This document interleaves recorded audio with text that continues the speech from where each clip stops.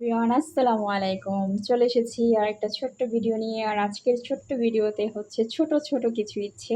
তো আজকে আমার সারাদিন খুবই ইচ্ছে করছে যে উরুশ বিরিয়ানি খাবো, চট্টগ্রামের উরুশ বিরিয়ানি। তো ফুট করে বসিয়ে দিলাম আমি চটজলদি। এটাতে হচ্ছে চলুন দেখি কি, এটাতে হচ্ছে গরুর মাংস দিয়ে আলু বসিয়ে দিয়েছি। এটা আমার ছেলের খুব ফেভারিট একটা জিনিস। তো এটা করেছি। আরেক চুলাতে কি বসিয়েছি চলেন দেখি। এটাতে হচ্ছে এই যে উরুশ বিরিয়ানি আমি বসিয়ে দিয়েছি দেখেন। তো কিরকম হয়েছে উরুশ বিরিয়ানিটা দেখার জন্য অবশ্যই অপেক্ষা করুন, চলেন।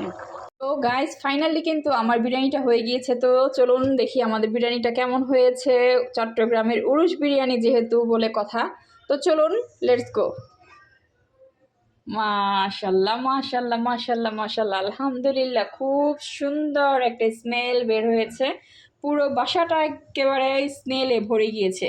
মাশাল্লাহ মাশাল্লাহ, খুব সুন্দর হয়েছে। সবাই মাশাল্লাহ বলবেন।